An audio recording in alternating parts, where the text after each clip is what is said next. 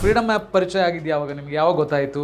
ಯೂಟ್ಯೂಬಿಂದ sir, ಅದು download ಮಾಡಿ. ಯಾವ ಕೋರ್ಸ್ ನೋಡಿದ್ರಿ ನೀವು ಅದರಲ್ಲಿ?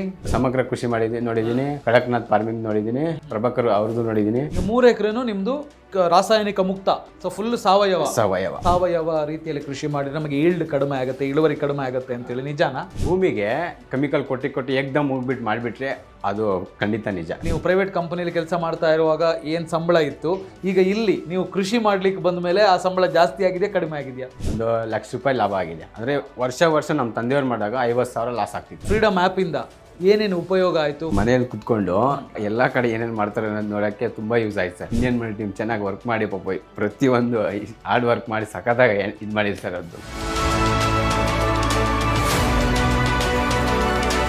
ಹಾಯ್ ಹಲೋ ನಮಸ್ಕಾರ, ನಾನು ಶೇಷಕೃಷ್ಣ ಭಟ್. ಬಹಳಷ್ಟು ರೈತರು ಸೋಲೋದು ಯಾಕೆ ಗೊತ್ತಾ? ಒಂದೇ ಬೆಳೆಯನ್ನು ನೆಚ್ಕೊಂಡಿರ್ತಾರೆ. ಆ ಬೆಳೆ ಕೈಕೊಟ್ಟಂಥ ಸಂದರ್ಭದಲ್ಲಿ ಅಥವಾ ಆ ಬೆಳೆಗೆ ಬೆಲೆ ಕಡಿಮೆ ಆದಾಗ ರೈತರು ಸಾಲ ಮಾಡುವಂಥ ಪರಿಸ್ಥಿತಿಗೆ ತಲುಪಿಬಿಡ್ತಾರೆ. ಬಟ್ ಅದೇ ರೈತರು ಒಂದು ಬೆಳೆಯ ಬದಲು ಸಮಗ್ರ ಕೃಷಿಯನ್ನು ಅವಲಂಬಿಸ್ಕೊಂಡ್ರೆ ಅಥವಾ ಇಂಟಿಗ್ರೇಟೆಡ್ ಫಾರ್ಮಿಂಗನ್ನು ಮಾಡಿದರೆ ಖಂಡಿತವಾಗ್ಲೂ ಸಕ್ಸಸ್ ಆಗೋದಕ್ಕೆ ಸಾಧ್ಯ ಇದೆ. ಇದನ್ನೆಲ್ಲ ಮಾತಾಡೋದಕ್ಕೆ ಕಾರಣ ಏನು ಅಂತ ಹೇಳಿದ್ರೆ, ಸಮಗ್ರ ಕೃಷಿಯನ್ನು ಮಾಡಿ ಯುವ ರೈತರೊಬ್ಬರು ಗೆದ್ದಿದ್ದಾರೆ, ಸಕ್ಸಸ್ ಆಗಿದ್ದಾರೆ. ಅವರ ಹೆಸರು ಕೆಂಪ್ರಾಜು ಅಂತ ಹೇಳಿ, ಗೌರಿಬಿದನೂರಿನವರು. ಇವತ್ತು ನಮ್ಮ ಜೊತೆಗಿದ್ದಾರೆ, ಅವ್ರ ಜೊತೆಗೆ ಮಾತಾಡ್ತಾ ಹೋಗೋಣ. ಸರ್ ನಮಸ್ಕಾರ, ಕಾರ್ಯಕ್ರಮಕ್ಕೆ ಸ್ವಾಗತ. ಸರ್, ಎಷ್ಟು ವರ್ಷದಿಂದ ಕೃಷಿ ಮಾಡ್ತಾ ಇದ್ದೀರಿ? ನಿಮ್ಮ ಏಜ್ ಎಷ್ಟು? ಸರ್, ನಾವು ಆ್ಯಕ್ಚುಲಿ ಅಗ್ರಿಕಲ್ಚರ್ ಕೃಷಿನೇ ಕುಟುಂಬದಿಂದ ಬಂದಿರೋದು. ಆದರೆ ಕರ್ನಾಟಕದ ಅಂದರೆ ಕೆಮಿಕಲ್ ಹಾಕಿ ಲಾಸ್ ಆಗೋದ್ರಿಂದ ನಾವು ಅದರಿಂದ ಲಾಭ ಇಲ್ಲ ಅಂತೇಳಿ ಸಿಟಿಗೆ ಬಂದುಬಿಟ್ಟು, ಅಂದರೆ ಓದಿದ್ದು ಇಂಟರ್ಮೀಡಿಯೇಟ್ ಆಗಿ ಇದಾಗಿ ಆಮೇಲೆ ಇಲ್ಲಿ ಬಂದು ಸಿಟಿನಾಗೆ ಸ್ವಲ್ಪ ಕಂಪ್ಯೂಟರ್ ಮಾಡಿಕೊಂಡು ಅಮೆಝಾನಲ್ಲಿ ಕೆಲಸ ಸೇರಿಕೊಂಡು ಬೇರೆ ಮಾಡಿದ್ದೀನಿ ಸರ್. ತುಂಬ. ಎಷ್ಟು ಏಜ್ ಎಷ್ಟು ನಿಮಗೆ? 26 ಸರ್. 26. ಈಗ ಕೃಷಿಕರಾಗಿದ್ದೀರಾ? ಹೌದು ಸರ್. ಸೂಪರ್. ಯುವಕರು ಬಹಳಷ್ಟು ಜನ ನಾನು ಮಾತಾಡ್ತಾ ಇರ್ಬೇಕಾದ್ರೆ ನೋಡಿದೆ, ಯುವಕರು ಕೃಷಿಯತ್ತ ಆಕರ್ಷಿತರಾಗ್ತಾ ಇದ್ದಾರೆ, ಕೃಷಿ ಮಾಡ್ತಾ ಇದ್ದಾರೆ, ಸಕ್ಸಸ್ ಆಗ್ತಾ ಇದ್ದಾರೆ ಅಂತೇಳಿ. ಓಕೆ, ಓದಿದ ನಂತರ ಕೆಲ್ಸಕ್ಕೆ ಬಂದ್ರಿ, ಪ್ರೈವೇಟ್ ಜಾಬ್. ಹಿಂಗೆ ಸಂಬಳ ಎಲ್ಲ ಚೆನ್ನಾಗಿ ಬರ್ತಾ ಇತ್ತು? ಚೆನ್ನಾಗಿ ಬರ್ತಾ ಇತ್ತು. ಅಂದರೆ ಫಸ್ಟ್ಗೆ ಎಜುಕೇಷನ್ ಇರಲಿಲ್ಲ ಅಂದರೆ ಕಮ್ಮಿ, ಆಮೇಲೆ ಕಂಪ್ಯೂಟರ್ ಮಾಡ್ಕೊಂಡ್ಮೇಲೆ ಚೆನ್ನಾಗಿ ಬಂತು. ಅಮೆಝಾನಲ್ಲಿ ಸಿಕ್ತು. ಎಷ್ಟು ವರ್ಷ ಕೆಲಸ ಮಾಡಿದ್ರಿ ಪ್ರೈವೇಟ್ ಕಂಪನಿಯಲ್ಲಿ? 7 ಇಯರ್ಸ್ ಸರ್. 7 ಇಯರ್ಸ್. ಒಂದೇ ಕಂಪ್ನಿ ಅಲ್ಲ, ಬೇರೆ ಡಿಫ್ರೆಂಟ್. ಓಕೆ, ಅವಾಗ ಮನೇಲಿ ಏನು ಹೇಳ್ತಾ ಇದ್ರು? ಮನೆಯಲ್ಲಿ ಅದೇ ದುಡ್ಡು ಕಳಿಸ್ತಾ ಇದ್ವಿ. ಅವರು ಕೆಮಿಕಲ್ ರಾಸಾಯನಿಕ ಜಾಸ್ತಿ, ಕಳೆನಾಶಕ ಅದು ಇದು ಜಾಸ್ತಿ ಯೂಸ್ ಮಾಡ್ತಾ ಹೋದ್ರು ಕೃಷಿಗೆ. ಅಲ್ಲಿ ಏನು ಬೆಳೀತಾ ಇದ್ದಿದ್ದು ಆಕ್ಚುಲಿ ನಿಮ್ಮ ಲ್ಯಾಂಡಲ್ಲಿ? ಎಷ್ಟು ಎಕರೆ ಇದೆ? 5 ಎಕರ್ಸ್. 5 ಎಕರ್ಸ್. ಏನು ಬೆಳೆ ಬೆಳೀತಾ ಇದ್ರು ಮೊದಲು ಎಲ್ಲ ಸರ್, ಇದು ಏಕ ಬೆಳೆ ಅಂದರೆ ಜೋಳ ಇಲ್ಲ ರಾಗಿ. ಜೋಳನೇ ಜಾಸ್ತಿ ಆ ಥರ. ಅದು ಬೆಳೆದು ಅದಕ್ಕೆ ಕಳೆನಾಶಕ ಹಾಕೋದು. ಅದು ಆ ವರ್ಷ ಬೆಳೆ ಫಸಲು ಕೊಡುತ್ತೆ, ಮುಂದಿನ ವರ್ಷಕ್ಕೆ ಲಾಸ್ಟು ತಿರುಗಿ ಕಂಟಿನ್ಯೂ ಬರೋಲ್ಲ ಬೆಳೆ. ಯಾಕೆಂದರೆ ಕಳೆನಾಶಕ ಅಷ್ಟು ಡೇಂಜರ್ ಸರ್. ಅದು ರಾಸಾಯನಿಕ ಕೊಟ್ಟರೆ ಬರೋದು ಅಂತ. ತಿರುಗಿ ಕಳೆನಾಶಕ ಹಾಕಿದ್ಮೇಲೆ ನೀವು ರಾಸಾಯನಿಕ ಕೊಡಲಿ ಏನೇ ಕೊಡಲಿ ಬರೋಲ್ಲ, ಆ ಥರ ಸರ್. ಸೊ ನಿಮಗೆ ಯಾವಾಗ ಅನ್ನಿಸ್ತು ನಾನು ಇದು ಕೆಲಸ ಬೇಡ, ನಾನು ಕೃಷಿ ಮಾಡಬೇಕು ಅಂತ? ನಿಮಗೆ ಮೊದಲೇನಾದ್ರು ಇಂಟ್ರೆಸ್ಟ್ ಇತ್ತಾ? ಇರಲಿಲ್ಲ ಸರ್. ಇದು ಇಂಡಿಯನ್ ಮನಿ ಆ್ಯಪ್ ನೋಡಿ ಕೆಮಿಕಲಿಂದ ಇಷ್ಟೆಲ್ಲ ತೊಂದರೆ ಇದೆ, ನ್ಯಾಚುರಲ್ ಮಾಡಲೇಬೇಕು ಅನ್ನೋದಕ್ಕೆ ಅದು ಅದರಲ್ಲಿ ಹೇಳಿದ್ದಾರೆ ಸರ್. ಅದ್ರ ಜೊತೆಗೆ ನಾನು ಚೆಕ್ ಮಾಡಿದಾಗ ಕರೆಕ್ಟ್ ಇದೆ, ಕೆಮಿಕಲಿಂದ ಎಫೆಕ್ಟ್ ಜಾಸ್ತಿ ಇದೆ, ನ್ಯಾಚುರಲ್ ಫಾರ್ಮ್ ಮಾಡಲೇಬೇಕು ಅನ್ನೋ. ನಿಮಗೆ ಯಾವಾಗ ಫ್ರೀಡಮ್ ಆ್ಯಪ್ ಪರಿಚಯ ಆಗಿದೆಯಾ? ಯಾವಾಗ ನಿಮ್ಗೆ ಯಾವಾಗ ಗೊತ್ತಾಯಿತು? ಹೇಗೆ ಡೌನ್ಲೋಡ್ ಮಾಡಿದ್ರಿ? ಅದು ಯೂಟ್ಯೂಬಿಂದ ಸರ್. ಯೂಟ್ಯೂಬ್ ನೋಡ್ತಾ ಇದೆ. ಯಾವಾಗ ಇದು ಆಂಧ್ರದ್ದೆಲ್ಲ ನೋಡ್ತಾ ಇದ್ದೆ. ಆಂಧ್ರ ಫೈಲಿಯರ್ ಮಾಡಿ ಅವರು ನ್ಯಾಚುರಲ್ ಸುಭಾಷ್ ಪಾಳೇಕರ್ ಅವರು ತುಂಬ ಇಂಪ್ಲಿಮೆಂಟ್ ಮಾಡಿದ್ದಾರೆ. ಅದನ್ನು ನೋಡ್ತಾ ಇದು ಸಿಕ್ತು ಸರ್. ಅದು ಡೌನ್ಲೋಡ್ ಮಾಡಿ ಅವಾಗ ಆಫೀಸಿಂದ ಕಾಲ್ ಮಾಡಿ. ಎಷ್ಟು ತಿಂಗಳಾಯ್ತು ಇದು? ಇದು ಆಲ್ರೆಡಿ 1 ವರ್ಷದ ಮೇಲೆ 3 ಮಂತ್ಸ್ ಆಯ್ತು. ಹೌದಾ? Okay, super. ಅಂದರೆ ಅದು ಯೂಸ್ ಕನೆಕ್ಟ್ ಮಾಡಿದ್ಮೇಲೆನೂ ಆಲ್ರೆಡಿ ಫಸ್ಲು 1 ವರ್ಷ ಆಯ್ತು ಕೆಲಸ ಬಿಟ್ಟು ಅಲ್ಲಿಗೆ ಹೋಗಿ ಇವಾಗ ಮಾಡ್ತಾ ಇದ್ದೀನಿ. 1 ವರ್ಷ. ಯಾವ ಕೋರ್ಸ್ ನೋಡಿದ್ರಿ ನೀವು ಅದರಲ್ಲಿ? ಅದೇ ಸರ್, ಇದು ಸಮಗ್ರ ಕೃಷಿ ನೋಡಿದ್ದೀನಿ, ಕಡಕ್ನಾಥ್ ಫಾರ್ಮಿಂಗ್ ನೋಡಿದ್ದೀನಿ, ಇವ್ರದ್ದು ಹುಲಿಯರ್ ಪ್ರಭಾಕರ್ ಅವ್ರದ್ದು ನೋಡಿದ್ದೀನಿ. 4 ಗುಂಟೆಗೆ 15 ಲಕ್ಷ. ಎಸ್, ಅವ್ರು ಮಾಡಿದ್ದಾರೆ.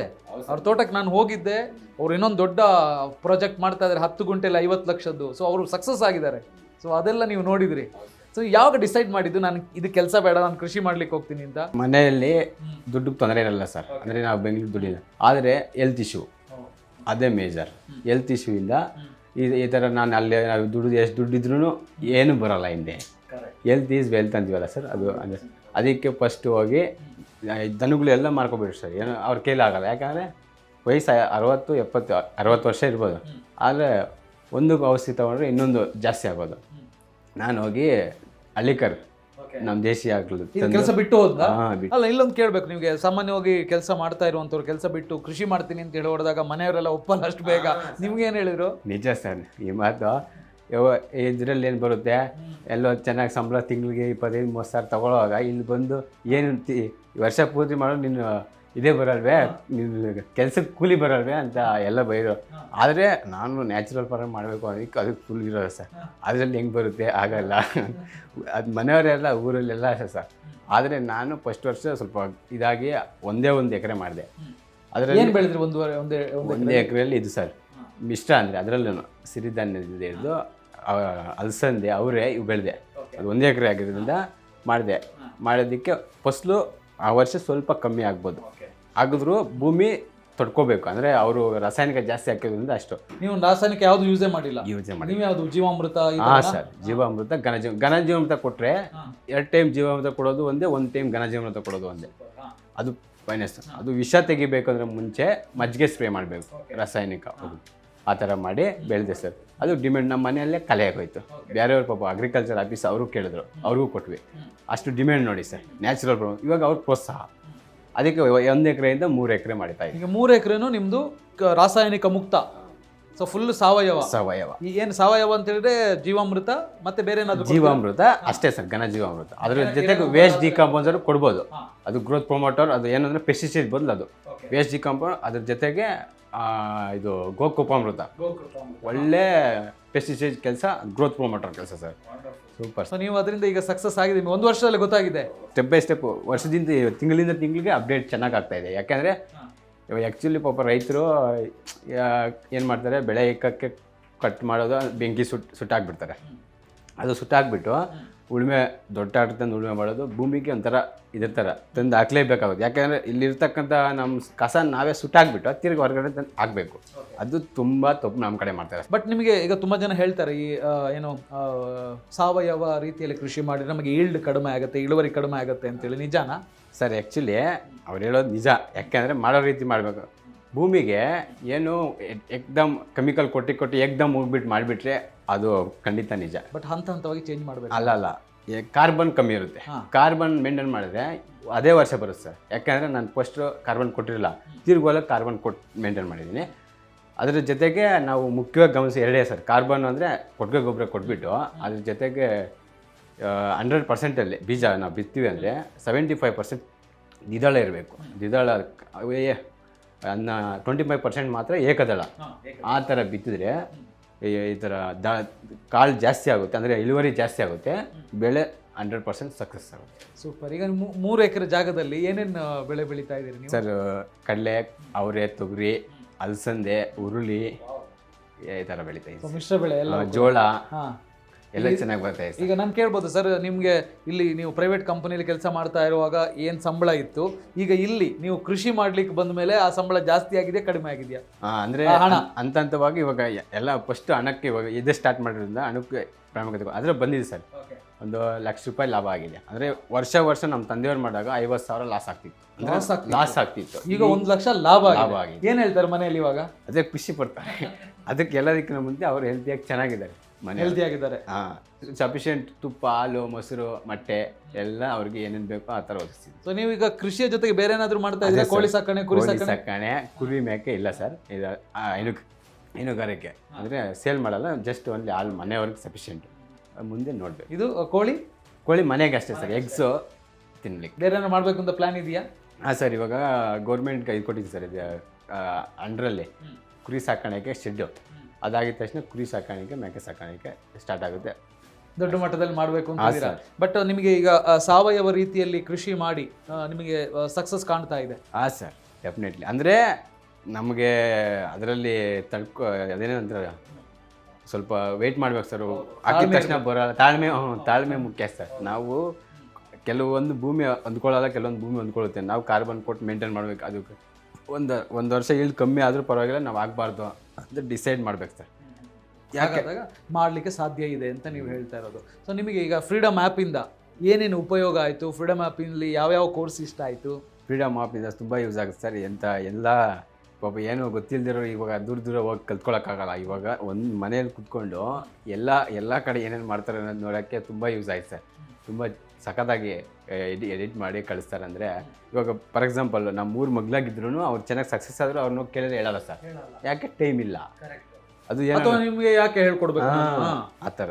ಆದರೆ ಪಾಪ ನೀವು ಟೀಮ್ ಇಂಡಿಯನ್ ಮಾಡಿ ಟೀಮ್ ಚೆನ್ನಾಗಿ ವರ್ಕ್ ಮಾಡಿ ಪಾಪ ಪ್ರತಿಯೊಂದು ಹಾರ್ಡ್ ವರ್ಕ್ ಮಾಡಿ ಸಖತ್ತಾಗಿ ಇದು ಮಾಡಿದ್ರು ಸರ್. ಅದು ಹೇಳಲಿಕ್ಕೆ ಹೋಗ್ಲಿಕ್ಕೆ ಇದೇ ಥರ ಕಂಟಿನ್ಯೂ ಆಗಲಿ, ತುಂಬ ಜನಕ್ಕೆ ಯೂಸ್ ಆಗಲಿ ಅಂತ ನಾನು ಆಶಿಸ್ತೀನಿ. ಸೂಪರ್. ಹೊಸದಾಗಿ ಕೃಷಿಯನ್ನು ಸ್ಟಾರ್ಟ್ ಮಾಡುವಂಥವ್ರಿಗಿರ್ಬೋದು ಅಥವಾ ನಾವು ಕೆಮಿಕಲ್ಲಿಂದ ನಾವು ಸಾವಯವ ಮಾಡಬೇಕು ಅಂತೇಳಿ ಹೊರಡುವಂಥವ್ರಿಗೆ ಅಥವಾ ಟೋಟಲ್ ಆಗಿ ರೈತರಿಗೆ ಸಾವಯವದ ಬಗ್ಗೆ ಏನು ಹೇಳ್ತೀರಿ? ರೈತರು ಮುಖ್ಯವಾಗಿ ಸರ್, ಅವರು ಈ ಕೆಮಿಕಲ್ ಬಿಟ್ಬಿಟ್ಟು ಸಾವಯವಕ್ಕೆ ಹೋಗಬೇಕು ಅಂದರೆ ಮುಖ್ಯವಾಗಿ ಫಸ್ಟ್ ಆಫ್ ಆಲ್ ಅದು ಬದು ಅಂತೀವಲ್ಲ ಸರ್, ಗೆನ್ವೆ, ಅದು ಮಾತ್ರ ಪರ್ಫೆಕ್ಟಾಗಿ ಇರ್ಬೇಕು ಸರ್. ಯಾಕೆಂದರೆ ಬೇರೆಯವ್ರ ನೀರು ನಮ್ಮದು ಬರೆದಿದ್ದಂಗೆ. ಅದ್ರ ಜೊತೆಗೆ ನಾವು ಅದು ಫಸ್ಟ್ ವರ್ಷ ಸ್ಟಾರ್ಟ್ ಮಾಡ್ತೀವಿ ಅನ್ನೋದಕ್ಕೆ ಕಾರ್ಬನ್ ಅಂದರೆ 1 ಎಕರೆಗೆ ಮಿನಿಮಮ್ 1 ಲೋಡ್ ಟ್ಯಾಕ್ಟ್ರು ಗೊಬ್ಬರ, ಕೊಟ್ಟಿಗೆ ಗೊಬ್ಬರ, ಅದು ಸೀಮೆ ಅವೆಲ್ಲ ವರ್ಕ್ ಆಗೋಲ್ಲ ನಮ್ಮ ದೇಶ. ಅದು ಯಾಕೆಂದರೆ ಭೂಮಿ ಸೂಕ್ಷ್ಮಾಣುಜೀವಿಗಳಿಗೂ ಆ ಸೂಕ್ಷ್ಮಾಣುಜೀವಿಗಳಿಗೂ ಹೊಂದಾಣಿಕೆ ಇದೆ. ಅದು ಆಗಿಬಿಟ್ಟು ಘನಜೀವಾಮೃತ ತೊಳಕೊಟ್ಟು ಬೀಜ ಶುದ್ಧಿ ಮಾಡಿ ಆ ಥರ ಮಾಡಿದ್ರೆ ಡೆಫಿನೆಟ್ಲಿ ಸಕ್ಸಸ್ ಆಗ್ತದೆ. ಅದ್ರ ಜೊತೆಗೆ ಬೀಜ ನಾವು ಬೆಳೆ ಬಿತ್ತುವಾಗ ಮೋನೋಕ್ರಾಪ್ ಇರಬಾರ್ದು, ಮಲ್ಟಿ ಕ್ರಾಪ್. ಹೇಳಿದ್ನಲ್ಲ 100%ಅಲ್ಲಿ 25% ಮಾತ್ರ ಏಕದಳ, 75% ದ್ವಿದಳ, ಆ ಥರ ಮೇಂಟೈನ್ ಮಾಡಿದ್ರೆ ಕ್ರಾಪ್ 200% ಸಕ್ಸಸ್. ವಂಡರ್ಫುಲ್. ಎಷ್ಟು ಆದಾಯದ ನಿರೀಕ್ಷೆ ಇದೆ ನಿಮಗೆ ಇನ್ನು ನೆಕ್ಸ್ಟ್ ವರ್ಷಗಳಿಂದ? ಈ ಆದಾಯದ ನಿರೀಕ್ಷೆ ಅಂದರೆ ಇದು ಸರ್, ಇವಾಗ ಆಲ್ರೆಡಿ ಅದಕ್ಕೆ ಬೆಳೆಯೋದಕ್ಕೆ ಡಿಮ್ಯಾಂಡ್ ಇದೆ. ಅಂದರೆ ಇವಾಗ ಇನ್ನಷ್ಟೇನೆ ಇವಾಗ ಆಗ್ತಾಯಿದೆ, ಆದರೆ ಡಿಮ್ಯಾಂಡ್ ನಮ್ಗೆ ಬೇಕು. ಅದು ಯಾಕೆ ಕೆಮಿಕಲ್ ಹಾಕಿಲ್ಲ ಅಷ್ಟು ಖುಷಿ. ಅದು ಆಫೀಸರ್ಸು, ಯಾಕೆ ಅಗ್ರಿಕಲ್ ಆಫೀಸರ್ಸು ಅಷ್ಟು ಅವ್ರು ಸಪೋರ್ಟ್ ಚೆನ್ನಾಗಿ ಮಾಡ್ತಾಯಿದ್ದಾರೆ. ನಿಮಗೆ ಅದು ಮಾಡಿಸ್ತೀನಿ, ಕೃಷಿ ಹೊಂಡ ಅದು ಇದು ಸಪೋರ್ಟ್ ಮಾಡ್ತೀವಿ ಮಾಡಿ. ಎಲ್ಲಕ್ಕಿಂತ ಹೆಚ್ಚಾಗಿ ಹೆಲ್ತು. ಅದಕ್ಕೋಸ್ಕರ ಅಷ್ಟು ಪ್ರಾಮುಖ್ಯತೆ ಸರ್ ಅದಕ್ಕೆ. ನಾವು ಇನ್ನು ಈ ಕೃಷಿಯಲ್ಲೇ ಕಂಟಿನ್ಯೂ ಮಾಡಬೇಕು ಅಂತ? ಹೌದು ಸರ್. ಎಲ್ಲ ಕೆಲಸ ಹುಡುಕಲ್ಲ? ಇಲ್ಲ ಸರ್, ಬೇಡ ಸರ್. ಯಾಕೆ ಅಂತೀರಾ, ನಾವು ದುಡ್ಡಿಂದ ಹೋಗ್ಬಾರ್ದು ಸರ್, ಆರೋಗ್ಯದಿಂದ ಹೋದರೆ ದುಡ್ಡು ಆಟೋಮೆಟಿಕ್ ಬರುತ್ತೆ ಸರ್. ಥ್ಯಾಂಕ್ ಯು ಕೆಂಪರಾಜ್ ಅವರೇ, ಭಾಳಷ್ಟು ವಿಚಾರಗಳನ್ನು ತಿಳಿಸ್ಕೊಟ್ರಿ. ಅದರಲ್ಲೂ ಕೂಡ ಭಾಳಷ್ಟು ಜನ ನಾವು ರಾಸಾಯನಿಕ ಹಾಕಿದರೆ ಜಾಸ್ತಿ ಈಲ್ಡ್ ಬರುತ್ತೆ, ಏನು ಭೂಮಿಗಲ್ವಾ ಅಂತ ಚೆಲ್ತಾರೆ. ಹಾಗೆ ಮಾಡಬಾರ್ದು. ಮುಂದೊಂದು ದಿನ ರಾಸಾಯನಿಕದಿಂದ ಬರುವಂಥ ಏನು ಬೆಳೆಗಳಿದ್ದಾವೆ ಅದನ್ನು ಜನ ರಿಜೆಕ್ಟ್ ಮಾಡುವಂಥ ಟೈಮ್ ಬಂದರೂ ಬರ್ಬೋದು. ಬಟ್ ನೀವು ಆದಷ್ಟು ಬೇಗ ಈ ಸಾವಯವಕ್ಕೆ ಟರ್ನ್ ಆಗಿ ಸಾವಯವದಿಂದ ಬೆಳೆಗಳನ್ನು ಬೆಳೀತಾ ಇದ್ದೀರಾ. ಸೂಪರ್. ನಿಮಗೆ ಒಳ್ಳೆಯದಾಗಲಿ, ಇನ್ನೂ ಒಳ್ಳೊಳ್ಳೆ ರೀತಿಯ ಬೆಳೆಗಳನ್ನು ಬೆಳೆದು ಸಕ್ಸಸ್ ಆಗಿ ಅಂತ ಹೇಳ್ತೀನಿ. Thank you sir. Thank you very much sir. ಇನ್ನೂ ಒಂದು ವಿಷಯ ಹೇಳಕ್ಕೆ ಇಷ್ಟಪಡ್ತೀನಿ ಸರ್. ಇವಾಗ ರೈತರು ತುಂಬ ಜನಕ್ಕೆ ದೇಶ ಆಗಲು ಸಗಣಿ ಸಿಗಲ್ಲ ಅಂಥವ್ರಿಗೆ ಉಚಿತವಾಗಿ ಗೊಬ್ಬರ ಸಿಗ್ತಕ್ಕಂಥದ್ದು ಅಂದರೆ ಕಾಡು, ಅಂದರೆ ಕಾಡು ನಿಯರ್ ಇರ್ತದೆ, ಇಲ್ಲ ಸ್ಕೂಲ್ ಹತ್ರ ಕಾಲೇಜ್ ಮರಗಳು ಬೆಳೀತಾವಲ್ಲ ಸರ್, ಅಲ್ಲಿ ತುಂಬ ಬಿದ್ದಿರುತ್ತೆ. ಅದು ಕಾರ್ಬನ್ ಅಂದಿವಿ ಸರ್. ಅದು ಕಲೆಕ್ಟ್ ಮಾಡಿ ಯಾರಿಗೂ ತೊಂದರೆ ಮಾಡಲ್ಲ, ಮರಕ್ಕೂ ತೊಂದರೆ ಆಗಲಿ ಏನಕ್ಕೂ ತೊಂದರೆ, ತಗೊಂಡೋಗಿ ಹೊಲಕ್ಕೆ ಹಾಕಿದ್ರು ಅದು ನಿಜ ಸೂಪರ್ ಬರುತ್ತೆ ಬೆಳೆ. ಯಾಕೆಂದರೆ ನಾನು ಇದು ರೈತರಿಗೆ ಯೂಸ್ ಆಗಲಿ ಅನ್ನೋದಕ್ಕೆ ಕಾಡು ನಿಯರ್ ಇರತಕ್ಕಂಥದ್ದು ತಗೋಬೋದು, ಇಲ್ಲಾಂದರೆ ಆಲ್ಮೋಸ್ಟ್ ಹುಣಸೆ ಮರ ಆ ಥರದ್ದೆಲ್ಲ ತಗೋಬೋದು ಸರ್. ತಿರ್ಗಾ ಇದು ಬಾರ್ಡ್ರ್ ಸುತ್ತು ಮರಗಳು ಹಾಕೋದ್ರಿಂದ ಬರುತ್ತೆ. ಆದರೆ ಹುಣಸೆ ಮರದಿಂದ ಬರೋಲ್ಲ ಅಂತಾರೆ ಸರ್. ಅದು ಏಕೆ ಬರೋಲ್ಲ ಅಂದರೆ ನೆರಳು ಮುಚ್ಕೊಬಿಡುತ್ತೆ. ಅದನ್ನ ವೀಕ್ಲಿ ಟ್ರಿಮ್ಮಿಂಗ್ ಮಾಡಿದ್ರೆ ಅದ್ರ ಕೆಳಗೂ ಇದು ಬರುತ್ತೆ.